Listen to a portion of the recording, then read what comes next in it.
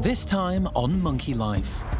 Alison heads north to bring back Ruby, a marmoset with attitude.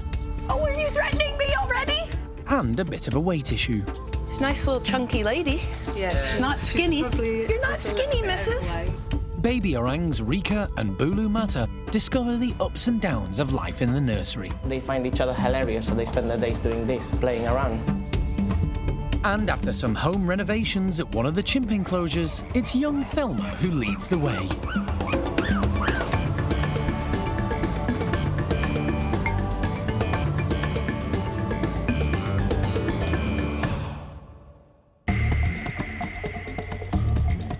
Monkey World in Dorset, buried deep in the English countryside, is the largest sanctuary of its kind on the planet. The team, led by Dr. Alison, rescue and rehabilitate abused and unwanted primates from all over the world.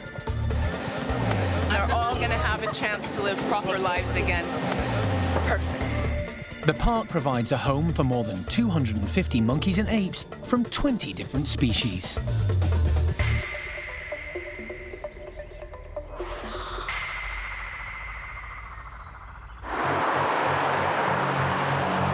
Today, Park Director Alison is heading north to Grimsby to rescue a marmoset, a small species of monkey the park is regularly asked to rehome. This time, it's a black-tufted female called Ruby. In the last 5 years, the team has come to the aid of more than 50 monkeys, all victims of the British pet trade, something Alison has campaigned against for many years. We've built 2 separate facilities to house all of these animals, and I've still got a waiting list. Ruby is one of the lucky winners because she's advanced to the top of the list because it's a female. And right now we're having difficulties with a couple of particular individual males, which we think would do better, perhaps having a female as companionship. Ruby's owners called Alison because the marmoset is increasingly aggressive and biting members of the household. They just can't cope. Yet again, another well-meaning person and family who have spent a ton of money trying to make a good home and environment for this wild animal that simply isn't going to make a good pet. So I've agreed to take Ruby on, and we're off to collect her now. Ruby lives in this bungalow with her animal-loving family, Dawn and Tony, and their 2 dogs, 2 cats, and several rabbits. Good morning. Yeah. Tony. Yeah. I'm Alison. Hiya. Pleased to meet you. Pleased to meet you. Hi, boys. It doesn't take long to meet Ruby. She comes to introduce herself. Hello, missus. Hey, you. Monkeys kept as pets are often overweight, overfed by well-meaning owners who don't know enough about their natural diet. Oh, are you threatening me already? You don't need to do that yet. Hi, you. Are you a good girl? She's a nice little chunky lady. Yeah, She's not skinny. You're not skinny, missus. What's this? You're going to have to come see me. Good girl. Excellent job. She loves that. Yeah. It seems Ruby has no problems with eating, mobility, or confidence. What made you decide to get a marmoset? Well, we didn't decide to get one. Somebody had told us about her and said that she wasn't being treated very well. So we basically went and rescued her. And was she in a poorly state when you got her? Yeah, she was a bit timid when we first got her, and she wouldn't come to us, but she soon come out of her shell. Ruby. In fact, Ruby got so overconfident, she started interacting with the family's other pets, grooming the cats and teasing the dogs and attacking the rabbits. Oh, and hello, bunnies. Yes, we're going to save you. In theory, Ruby lives in this parrot cage, but the door is always open. That's how it is all the time. It's just open. She comes and goes in it as she pleases. And that would be what you normally feed her of a day? Yeah, we just give her some mixed fruit and obviously bugs. Bits of veg I give her. Okay. It seems Ruby has the run of the house and is basically ruling the roost. She even goes in and out the cat flap on her own. So sometimes she goes out even when we're out. Oh, you're joking? No. Did you want some more? The challenge now is to get her into the crate. Well, you'll have to walk over, actually. I'm not going to deliver all of them. Ideally, Alison wants to limit any stress by getting Ruby to walk in by herself. Look, it's lovely in there. It's your bed in there. And if you just go inside... Look, I'm putting it all the way in the back. And then it's in there.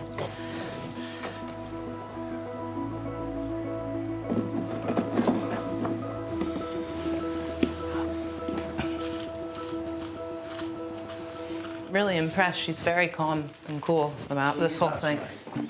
It's clear that the family are upset that Ruby's going, but they know they're making the right decision for her future. We'll take good care of her, and I will text you along the way and let you know as soon as we're there, and then let you know how she goes. All right, look after yourself. Aw, sweetheart. Yeah. She's not freaking out. She's not doing anything. No, this is going to be far harder on you guys. We'll speak soon. Bye-bye. It's an emotional goodbye for the family as they watch Alison and Ruby set off for the 5-hour drive back to Dorset.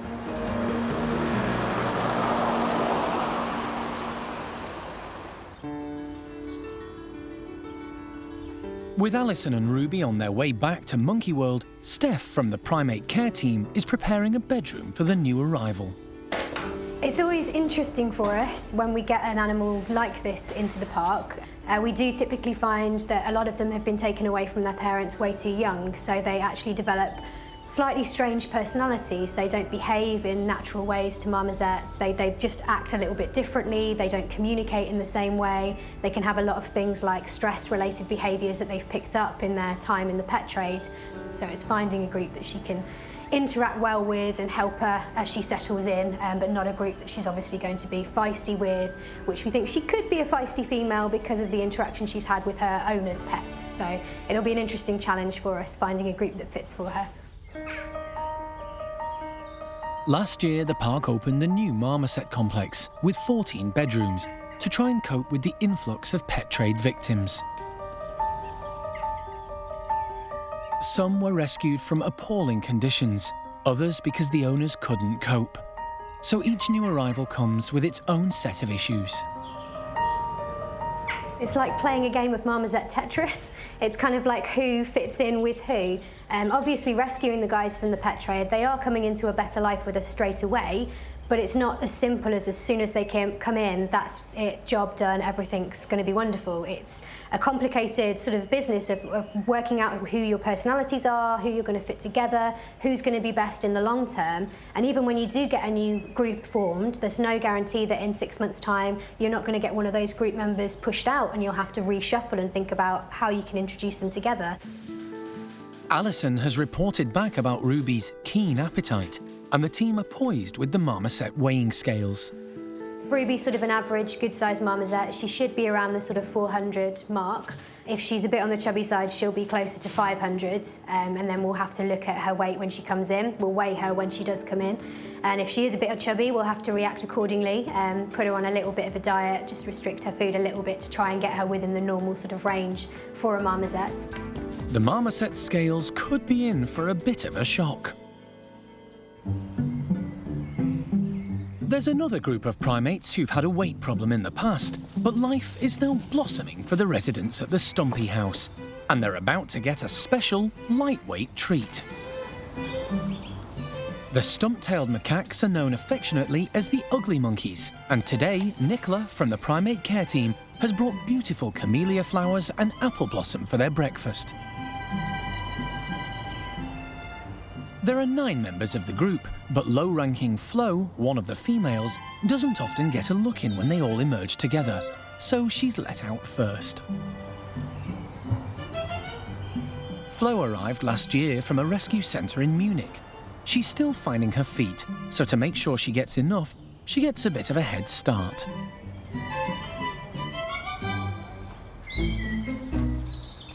While Flo tries to work out if she prefers the white or the pink blossoms best, the other 8 stumpies head out to see what they've been missing. Sam, the leader of the group, isn't overly impressed with the colourful breakfast. But Charlie is delighted. It seems she has a taste for apple blossom.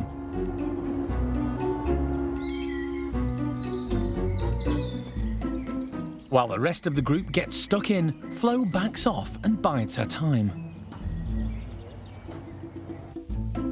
Jonathan is another low ranker. He tucks in before Noreen moves in and takes over his stash of blossoms. With everyone else enjoying the delicacy, Sam opts to give it another try, and this time decides the apple blossom tickles his taste buds.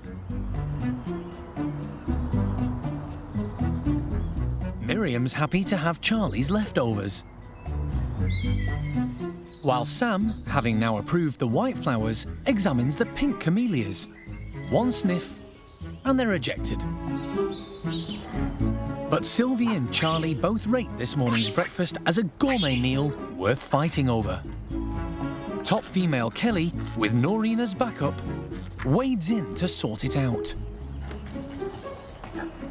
But the squabbling pair aren't giving up easily.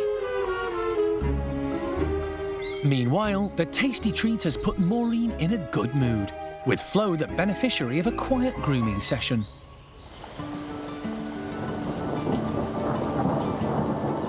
But it only takes a rumble of thunder and a summer rain shower for the Stumpies to forget breakfast and head back indoors.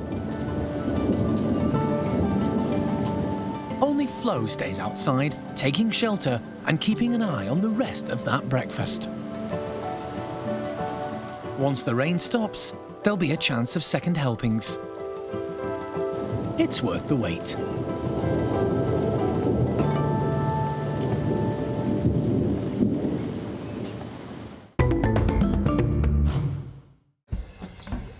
At the top of the park, the Orang Nursery has some new and very special residents. 18-month-old Rieke and 2-year-old Bulu Mata have got their very own playroom.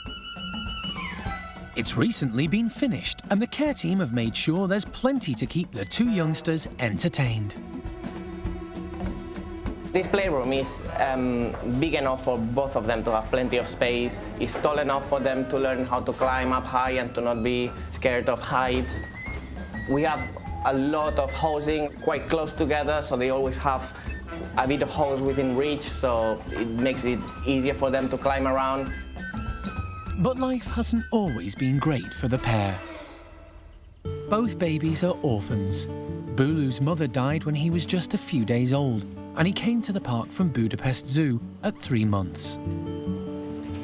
Rieke arrived from Berlin after she was rejected by her mother just weeks later, so the pair have been hand-reared together by the park team and are great friends. And now they're big enough to spend all day playing in their own specially designed nursery. They have all their meals in here, and they have 3 bottles a day, but also we feed them solid food. We put solid food near the top bit of the enclosure, so they have to climb up to eat, just to encourage them to move around and to search for their own food. As orphan babies, it's been great to have playmates their own age. For Rieke, it's really good having a little orangutan that's a bit older, just a bit older than her. She follows Bulu around. If Bulu climbs up high, even if it's a bit scary for Rieke, she will follow him. But Rieke is braver than Bulu. She's catching up. Because the playroom is right next to the older nursery orangs, the duo can meet them safely through the mesh. This means by the time they're old enough to join them, they'll be very familiar and comfortable with the whole group. They are really close to the other kids, so they are really used to them. They really know them. They hear them, they smell them. So it's really good that they are 24/7 here with the others. Lewis and the team still play with them a little, so they're used to being handled. But the goal is for the pair to be fully independent. They pretty much spend the whole day together, and they don't really need us that much. They love each other, they spend the days playing with each other. They find each other hilarious, so they spend their days doing this and jumping on top of each other and playing around.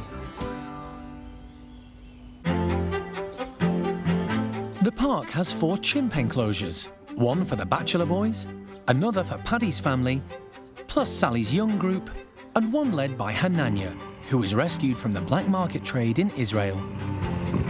The maintenance staff have spent the last few days at his enclosure, replacing some of the older, worn-out structures and adding new climbing frames, bridges and tunnels to make things fresh and interesting.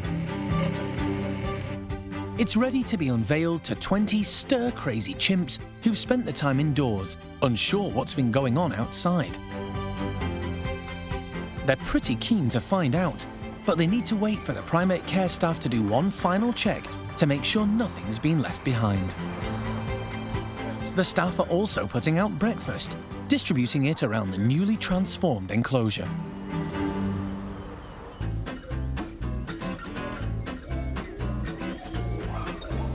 Once the slides are opened, it's a big rush to the outside, and it's Hananya who leads the way. As always, Patricia combines exploring with eating, scooping up a handful of food before climbing one of the new posts. As the group's leader, Hananya tests the new poles to make sure they're strong enough. But top-ranking female Cherry is a bit unsure about the new look. And Patricia needs a helping hand, plus a bit of encouragement from the youngest in the group, 2-year-old Thelma, as she crosses the newly installed bridge. And that's not the only thing the chimps are wary of. A rather large vertical tunnel is somewhat perplexing. What are we supposed to do with that? Again, it's up to intrepid youngster Thelma to show them how it's done.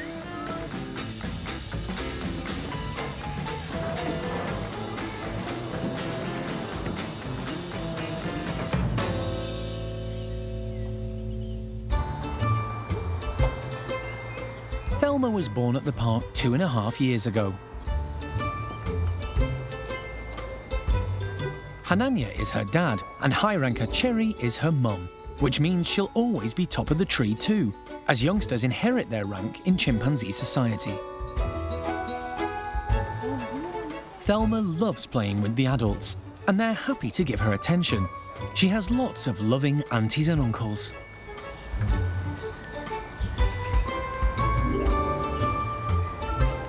Auntie Cookie is persuaded to carry her across a rope bridge from above and below.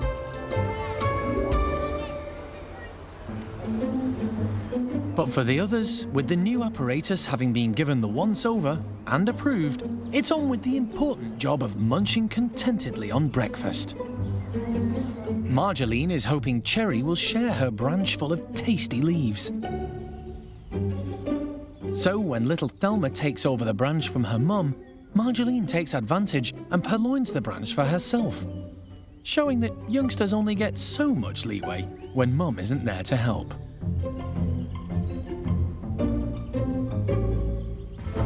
But it's no big deal for little Thelma. She knows there's plenty more and heads down to ground level, with a little help. Testing out new home renovations is exhausting work, so time for a nap before lunch.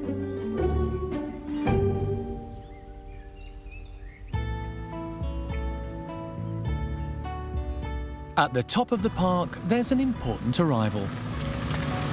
Ruby the marmoset from Grimsby has made the long journey south with Alison. She's absolutely brilliant. We've put her in the box and she's traveled down, had snacks along the way.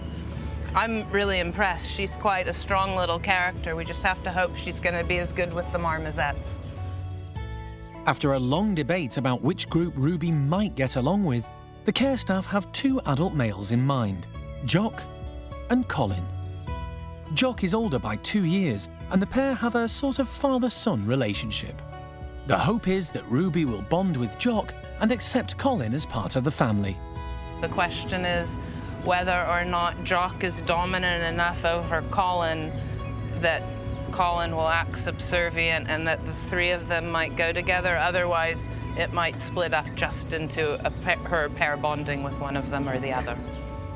Despite the upheaval, Ruby seems totally unfazed. She's tubby. I don't think anything's going to stop her eating, so... For the first day and night, Ruby will be in a bedroom opposite Jock and Colin. That way they'll get used to the sight and smell of each other before they meet. It's very different from the life Ruby's left behind. She would go out the cat flap and over to the neighbors next door who were an elderly couple and say hi. And so when they'd come home, she'd either be returned to the house or she might be visiting next door.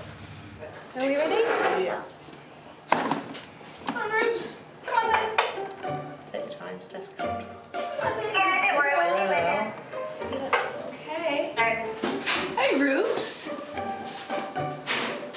Ruby is straight into her new home.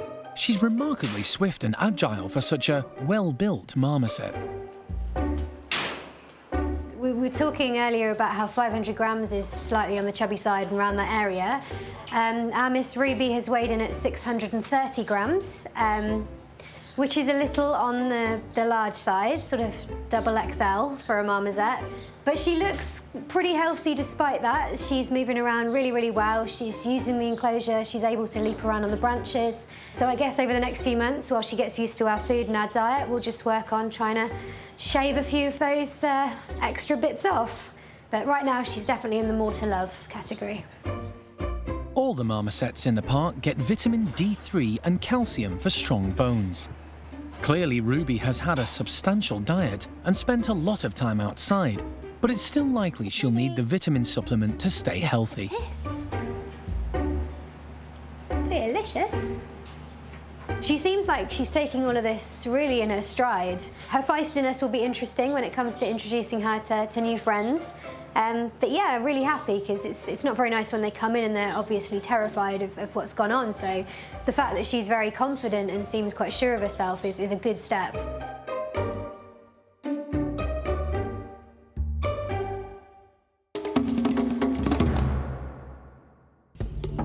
Next time on Monkey Life. An unexpected arrival is on the way and causing concern at the golden-cheeked gibbon house. There is no sign of that baby coming out naturally, and have actually called out the vet and we're just waiting on him. And it all goes nuts in the capuchin enclosure.